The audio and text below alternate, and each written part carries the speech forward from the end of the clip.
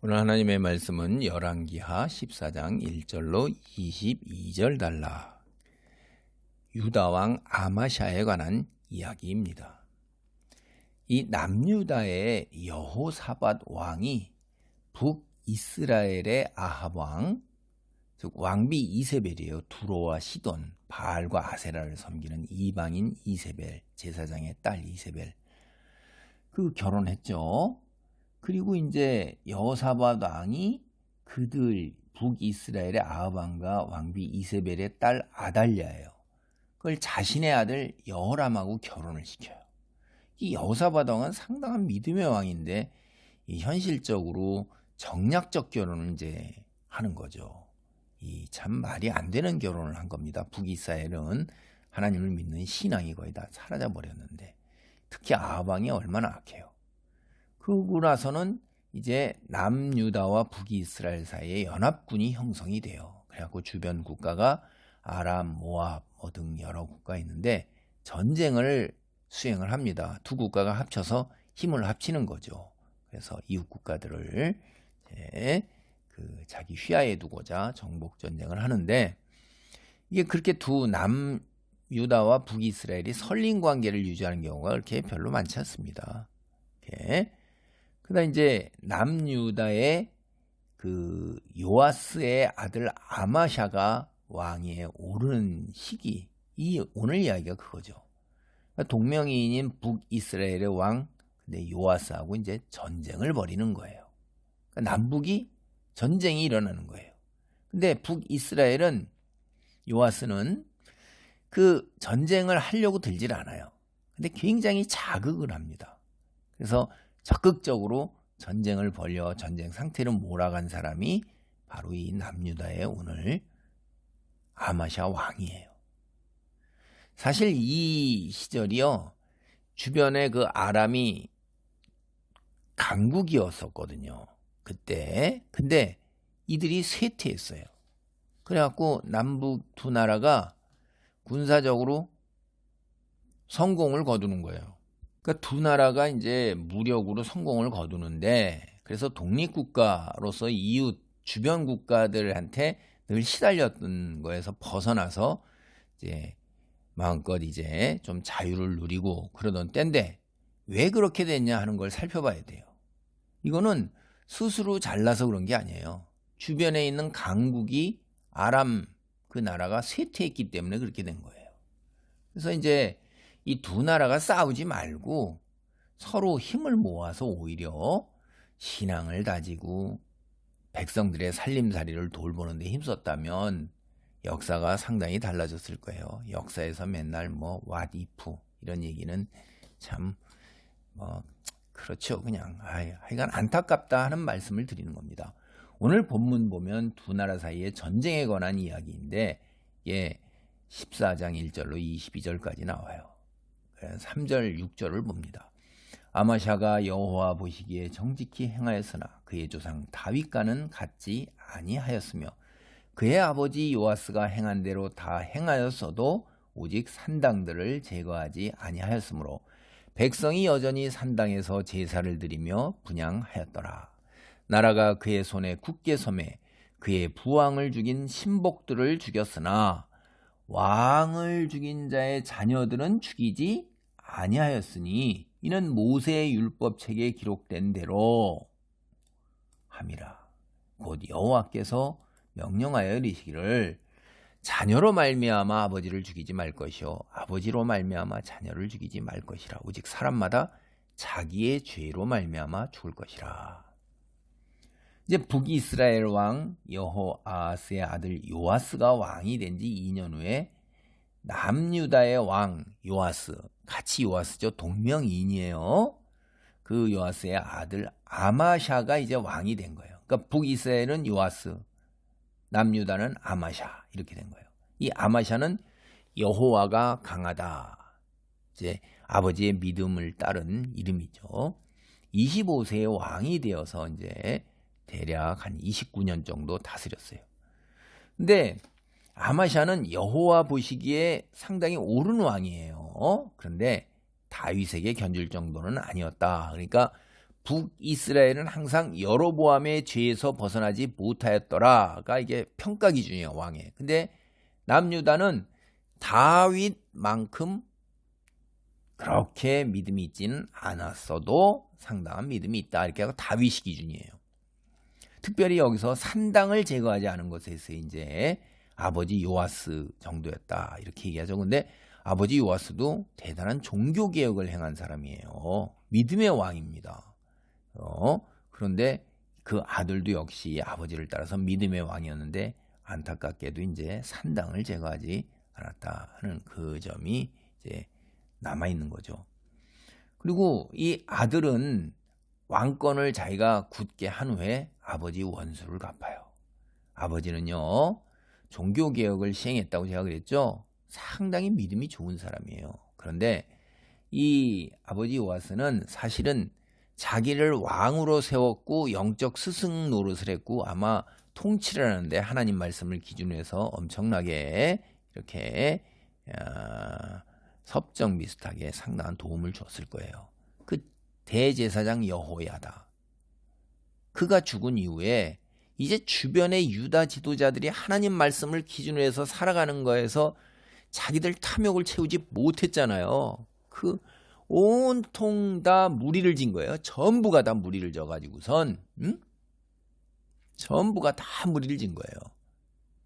우리 세상하고 똑같은 거죠. 다 한 무리가 돼가지고 그저 오름에 대한 그 빚에 대해서 그게 싫은 거예요. 그냥 자기네 소욕밖에 없는 거예요. 믿음을 저버리고 이방 우상을 섬기기에 이르는 거예요. 그러니까 근데 이 요아스도 그 주변의 그런 압력에 맞서 가지고 믿음을 가지고서 나갈 정도의 그런 정도는 아니었어요. 그래서 이제 주변 눈치를 보고 다 자기 왕이 유지하고 이러다 보니까 이제 이렇게 된 거죠. 근데 이제 이 여호야다의 아들 스가랴가 여호와께 돌아오지 않으면 심판이 임할 것이다라고 경고도 하고 그 왕에게 직언을 한단 말이에요. 그러니까 백성들이나 그 지배 층들이 이 자기들의 그 세상의 풍요와 탐욕을 못 채우니까 하나님 말씀을 기준으로 하면, 그러니까 백성들 시켜가지고선 이제 스가랴를 돌로 쳐 죽이도록 하는데 눈치만 보고 뭐 이러니까 그걸 허락한 거예요. 참 심약한 거죠. 말년에 믿음을 저버리고 스가랴를 죽였어요. 그 요아스에 대해서, 왕에 대해서 이제 그 주변에 있는 사람은 믿음의 사람들이 있을 거 아니에요. 제사장들 수 있을 거고 그 사람들이 그를 암살을 해요, 왕을. 그 요아스의 아들 아마샤가 이제 아버지 뒤를 이어서 왕이 되었는데 눈치를 봐야 되죠. 근데 자기가 이제 나이도 먹고 그러면서 왕권이 굳건하게 되자 아버지를 죽인 신복들을 다 죽이는 거예요. 그런데 이제 모세의 율법서에 아버지가 자녀 대신 처형되어서는 안 되고 자녀도 아버지 대신 처형되어서는 안 된다. 자기 죄에 따라 죽어야 된다. 이러니까 그래도 그 율법서의 말씀을 지켜갖고 자녀를 죽이지는 않습니다. 아마사가 이렇게 율법을 지키는데 근데 왜 산당은 제거하지 않았을까요? 산당도 제거하라고 율법에 분명히 있는데. 여러분, 우리가 오늘 그리스도인이라고 우리가 합니다. 우리를 교회에 출석해서 주일마다 예배를 드리고 우리 나름대로 신앙생활을 해요. 근데 우리가 고민을 해봐야 될 게 있어요. 여기 요아스나 아마샤나 모두 악인이 아니에요. 다윗만 못했다는 거지 하나님의 말씀을 지키며 살아간 사람이에요. 다윗은 평생 한 가지 실수 외에는 실수가 없고 하나님께 전적으로 헌신 충성한 사람입니다. 아마사 여기 보세요. 아버지의 복수를 할 때 그 가문을 다 멸절시켜야 되죠. 흔히들 그렇게 하죠. 근데 율법을 따랐어요. 그 정도로 하나님 말씀을 지키는 거예요. 그런데 최종적 평가는 어떻게 될까요, 이들? 하나님을 전혀 믿지 않는 이방인과 다를 바가 없었던 것입니다. 여러분, 솔로몬을 어떻게 생각하세요? 믿음의 사람으로 생각하세요? 성경은 그렇게 평가하지 않습니다. 나중에 여러분이 관심을 갖고 성경을 더 읽어보세요. 오늘 여기 종교개혁을 하고 하나님 말씀을 따르는데 그래도 열심을 냈던 요아스나 아마샤 같은 왕도 그렇게 많지 않아요. 그런데도 최종적 평가는 하나님을 전혀 믿지 않은 이방인들과 다를 바가 없는 상태로 특이하게 이 두 왕이 다 암살을 당해요. 남유다에서 드문 일입니다. 왜 그러냐?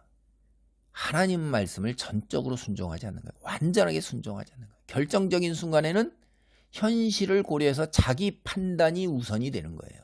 이런 걸 선택적으로 순종하니까 이게 온전하다고 보기가 참 어렵죠.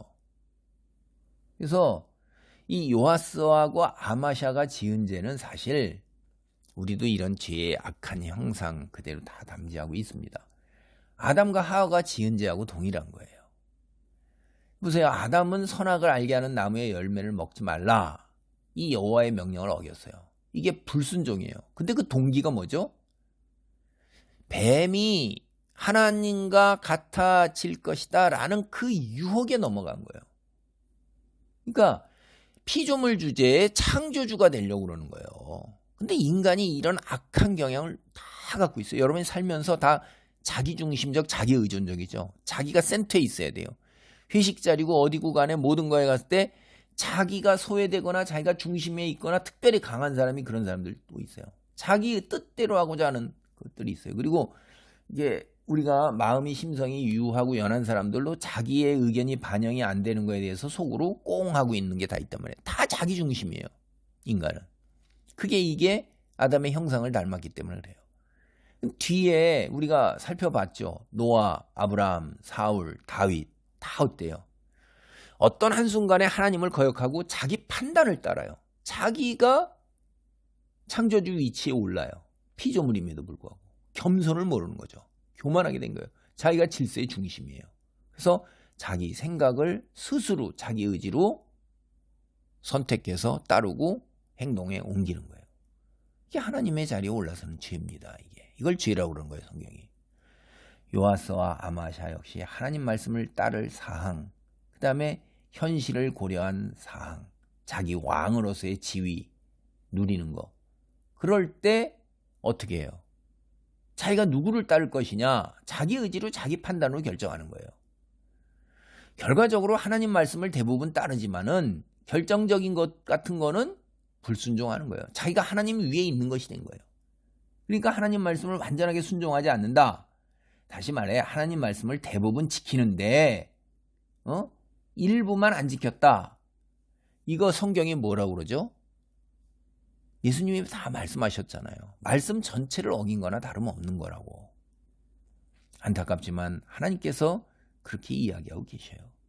오늘 본문의 요아스나 그의 아들 아마샤를 볼 때 확실히 그런 것으로 하나님이 판단하시면서 그들의 죽음은 참 불명예스러운 것입니다.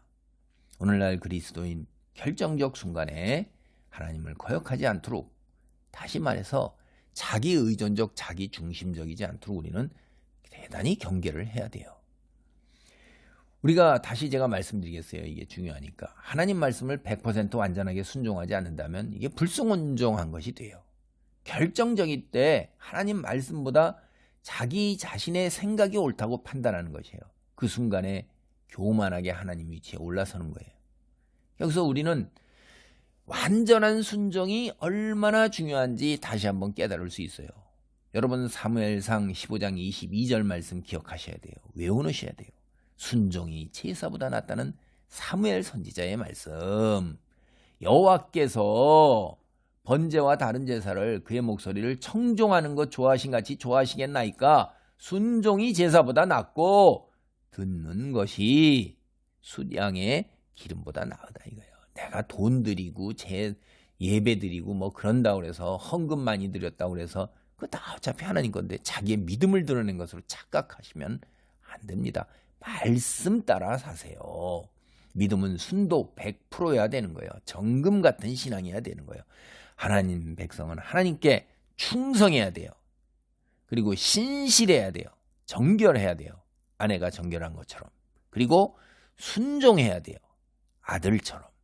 그게 100%예요. 충성과 신실과 순종.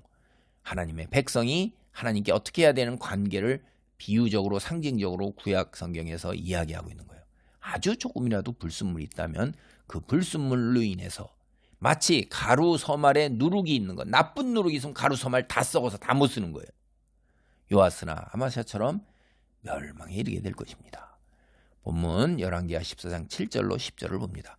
아마샤가 소금 골짜기에서 에돔 사람 10,000명을 죽이고 또 전쟁을 하여 셀라를 취하고 이름을 욕되리라 했더니 오늘까지 그러하니라. 아마샤가 예후의 손자 여호아스의 아들 이스라엘의 왕 요아스에게 사자를 보내 이르되 오라 우리가 서로 대면하자 한지라. 이스라엘의 왕 요아스가 유다의 왕 아마샤에게 사람을 보내 이르되 레바논 가시나무가 레바논 백향목에게 전가를 보내어 이르기를 내 딸을 내 아들에게 주어 아내로 삼게 하라 하였더니 레바논 들짐승이 지나가다가 그 가시나무를 짓밟았느니라. 내가 에돔을 쳐서 파였으므로 마음이 교만하였으니 스스로 영광을 삼아 왕궁이나 내 집으로 돌아가라. 어찌하여 화를 자초하여 너와 유다가 함께 망하고자 하느냐냐. 그러니까 이제 아마샤가요 에돔에 속했던 영토 소금 골짜기 거기서 에돔 사람 10,000명 죽었고 셀라도 정복해서 욕될 이름을 바꿨어요. 사무엘하 8장 13절을 보면 옛적에 다윗이요 이 소금 골짜기에 에돔 사람들과 싸워 승리한 적이 있어요. 그리고 여기서 우리는 아마샤가 이 전쟁을 통해서 교만에 빠진 걸 볼 수가 있어요.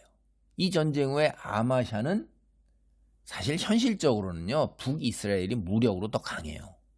도전장을 내보내는 거예요. 이게 분별력을 잃어버린 거예요. 그러니까 이 북이스라엘의 왕이 얼마나 비웃었어요. 본문을 읽어보면 비유적으로 얘기를 하잖아요. 아주 우습지도 않다 이런 얘기를 하는데 이때 이제 여기 여러분 참 기가 막힌 거죠.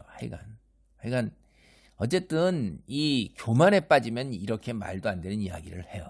그래서 도전장을 받은 요아스가 이제 비유로 비하하면서 이야기를 한 거예요. 여기 요아스가 사용한 비유가 여러분 이거 성경 좀 읽어본 사람들은 금방 떠죠. 기드온의 아들 요담 70명 형제를 죽이고 스스로 왕이 된 기드온의 아들 아비멜렉을 향해서 비하했던 비유예요. 여기 그게 사사기 9장 7절로 15절. 이거 너는 내 적수가 못되니 그저 너 에돔에서 얻은 승리 그거 그냥 즐기면서 평안히 살아.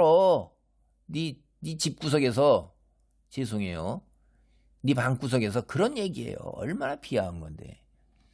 근데 이 요아스의 아마샤에 대한 평가가 정확한 거예요. 이 요아스는요. 아람 쳐서 3번이나 승리를 거뒀어요. 벌써. 근데 겨우 한 번 한 거 가지고선 이게 이제 부드러운 말이 아니라 굉장히 가시독진 냉혹하게 비하하는 말로죠. 너 까불어? 그래 나랑 싸울래? 그래. 근데 이제 아마샤가 자존심이 있잖아요. 왕인데 수모를 당하고 물러서지 않죠. 한번 뽑았으니 호박이라도 찔러봐야겠다. 그래서 이제 실력도 없고 명분도 없는데 전쟁을 일으켜요. 아유 이 백성만 고달픈 거예요. 이게 지도자의 교만과 자만해서 이게 말이 안 되잖아요. 참 이게 지도자 잘못 만나면 이 모양입니다. 백성들은 고달픈 거예요. 지도자는 백성들의 삶은 관심도 없어요. 오늘날도 그래요. 지도자를 따르고 탐욕을 내세운 무리들이 무리져가지고 법과 도덕 위에 서서 제 뜻대로 제가 하나님이죠. 뭐 자기가 질서의 중심이에요. 자기는 거기에 적용이 안 돼요. 자기 무리들하고. 그러니까 백성들은 거기에서 일개미처럼 노예처럼 종살이 하는 겁니다. 열왕기하 14장 11절로 16절 두 나라 사이의 전쟁에서 유다가 패한 이야기예요. 11절로 14절을 보겠습니다. 아마샤가 듣지 아니하므로 이스라엘 왕 요아스가 올라와서 그와 유다 왕 아마샤가 유다의 베스메스에서 대면하였더니 유다가 이스라엘 앞에서 패하여 각기 장막으로 도망한지라. 이스라엘 왕 요아스가 베스메스에서 아하시아의 손자 요아스의 아들 유다 왕 아마샤를 사로잡고 예루살렘에 이르러 예루살렘 성벽을 에브라임 문에서부터 성 모퉁이 문까지 400규빗을 헐고 또 여호와의 성전과 왕궁 곳간에 있는 그 문과 모든 기명을 탈취하고 또 사람을 볼모로 잡고서 사마리아로 돌아갔더라. 이제 아마샤가 굽히지 않자 결국 요아스 왕은 군대를 이끌고 유다로 내려와서 예루살렘에서 서쪽으로 대략 30km 정도 떨어진 곳 베세메스예요. 그곳에서 이제 전쟁을 시작했습니다. 이게 북이스라엘 왕 요아스가 이곳을 전쟁터로 결정한 게 이곳이 이제 예루살렘과 남북을 오가는 요충지로서 무역 관리를 위한 거죠. 그래서 결국 요아스의 경고대로 이스라엘의 일방적 승리로 전쟁이 끝났습니다. 요아스가요, 이 전쟁에서 유다 왕 아마샤를 생포해 가지고 유다의 수도인 예루살렘으로 들어갔어요. 그리고 나서는 이제 예루살렘 성벽의 일부 약 180m 가량 정도를 허물었는데 대략 한 10% 정도에 해당돼요. 이거는요, 수치를 주는 상징적 행동이에요. 그러니까 그 왕에게 수치를 주는 그 당대의 풍습에 보면 성벽을 허물고 이러는 것이 굉장히 상징적인 행동이라서 뭐 전쟁을 고대 근동에서 했을 때 다 성벽을 다 허물어요. 그리고 더 반역하지 못하도록. 예루살렘 로마 이 예수님 오셨을 때 로마가 예루살렘 정복한 후에 다 허물고 통곡의 벽만 내버려 두었잖아요. 그것이 이렇게 막 500~600년 후에도 똑같은 일들. 그건 뭐 하여간 성벽이 엄청난 그 저항의 상징이니까 그렇게 했습니다. 그리고 예루살렘 성전 왕궁의 보물 이런 거 다 약탈해가고 이제 인질들까지 잡아서 끌고 수도 사마리아로 돌아가는데 이게 이제 장차 우리가 성경을 다 아니까 유다가 바벨론에게 약탈당하고 타국으로 끌려갈 것, 포로가 되어서 그걸 꼭 예고하는 것 같은 전조로 이제 보이는 것 같은 그런 느낌도 지우기 어렵습니다. 왜냐하면 이스라엘이요 유다에서 인질 같은 동족이잖아요. 잡아 끌고 간 일이 없어요. 딱 한 번 이때예요. 우리가 이제 잘 아는 것처럼 열왕기하고 그 역대기하고는 같은 내용입니다. 이스라엘의 역사, 왕들의 역사인데 관점이 조금 다르지만은 서로 다른 이야기를 종종 이렇게 나와요. 더 상세하게. 여기에 왜 아마샤가 패했을까? 이거는요. 우리 인간의 이해가 잘 안 되는데 이성으로 이제 당대 고대 근동은 국가 사이에 전쟁을 하면 승리한 나라가 그 패한 나라가 섬기는 신들의 우상을 끌고 와가지고 자기가 섬기는 신들 앞에 무릎 꿇리고 그 신전에다 처박아 놨다고요. 왜? 자기네 섬기는 신이 더 강하기 때문에 자기가 승리했다. 이렇게 생각을 했어요. 근데 여기요.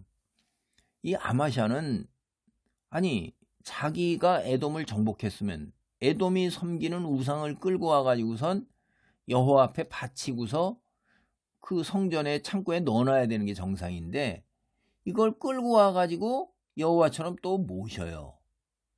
야, 이게 참 이게 그 모실 때 어떻게 했냐면 이제 음란하게 모시죠. 그러니까 이 인간의 그 여호와를 거부하는 것이 두 가지 행태인데 큰 행태 하나가 부정이에요. 그건 성적 타락으로 거의 대표적으로 나타나요. 음란한 거예요. 또 하나는 이제 우상 숭배예요. 여호와를 배역해서 그 우상 숭배를 통해서 세상의 풍요와 권력과 안녕, 안전 이런 거를 다 자기가 쟁취하고자 하는 거죠. 근데 이 중에 하나 이제 음란에 그냥 넘어간 거죠. 하여간 이성적으로 설명이 안 돼요. 고대 그 풍습 문화로도. 그러니까 참 이게 기가 막힌 일들이 벌어진 거예요. 이어지는 이제 열왕기하 14장 17절로 22절 그 아마샤가 죽는 거예요. 18절 20절입니다. 예루살렘에서 무리가 그를 반역한 거로 그가 라기스로 도망하였더니 반역한 무리가 사람을 라기스로 따라보내 그를 거기서 죽이게 하고 그 시체를 말에 실어다가 예루살렘에서 그의 조상들과 함께 다윗성에 장사하니라. 오늘 본문을 보면요. 남유다 왕 아마샤는 북이스라엘 요아스가 죽은 후에도 사실 15년을 더 삽니다. 근데 이 15년을 더 살면서 어떤 업적이 없어요. 말년이요. 아버지 요아스 말년처럼 그렇게 비참한 거예요. 그가 거하고 있던 예루살렘에서 반역이 일어나서 급히 라기스로 도망을 갔어요. 반역을 일으킨 무리들이 아마샤를 쫓아와 라기스 와서 그를 죽여요. 그래서 이제 어떤 이유에서 이런 반역이 일어났고 살해된 정황이 어땠는지 성경은 기록하지 않아요. 다만 이때 우리가 유다에 상당한 정치적 갈등이 있었구나. 그래서 이러한 반역, 왕의 시해 이런 걸 짐작할 수가 있어요. 그런데 역대하 25장 27절 아마샤가 여호와께 등을 돌렸기 때문에 암살을 당한 것이라 이렇게 이야기합니다. 결국은 뭐죠 이게? 죄의 값으로 죽는 거예요. 그러니까 우리가 이 아버지 때와 이 아마샤 때 보면 상당히 믿음이 있지만 이 믿음이 있는 사람들과 그다음에 세상 탐욕을 따라서 살려는 그 지배계층 사이에 상당한 갈등이 있는 걸 우리가 이 개인적으로도 아버지 요아스도 그러고 아들 아마샤도 두 마음을 품고 순간순간 자기 따라서 하나님을 믿는 걸 따르고 순간에 어떤 때는 세상 탐욕을 따르고 이러잖아요.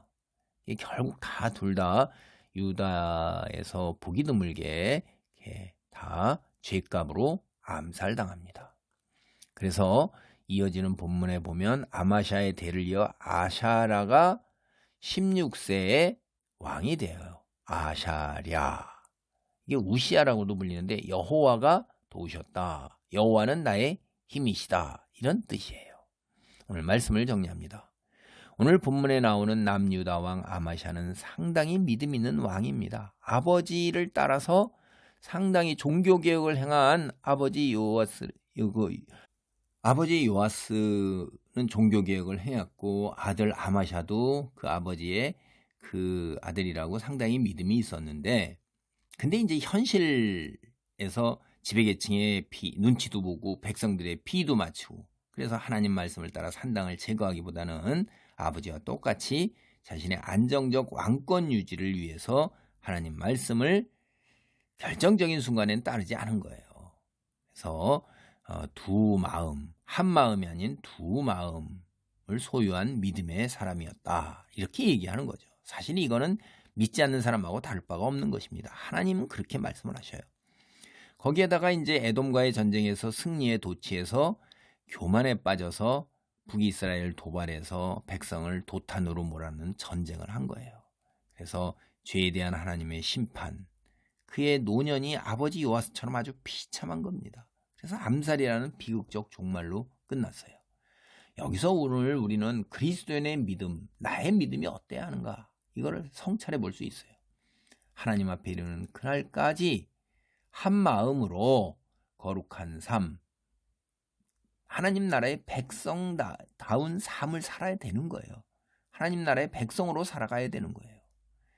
피조물이에요. 우리는 창조주 하나님 믿고 의지하고 순종해야 되는 거예요. 우리 영혼을 갖다가 얼마나 울부짖으며 사냥하러 어둠의 세력이 돌아다닙니까?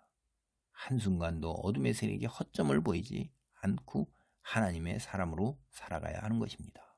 아멘. 할렐루야. 하나님 감사합니다.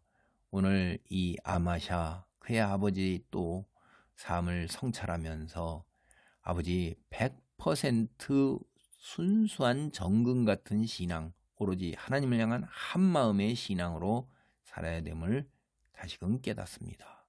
아버지의 순종이 제사보다 낫다는 그 말씀을 되새기면서 나의 그 모든 어떠한 것도 하나님 말씀을 법으로 하여 생각하고 판단하고 기준하고 행동하며 살아가는 하나님 나라의 백성보다 우선할 수 없음을 깨닫습니다. 주여 온전한 하나님 나라의 백성으로 살도록 성령의 도우심을 간구하오니 주여 이루어 주옵소서. 예수님의 이름으로 기도합니다. 아멘.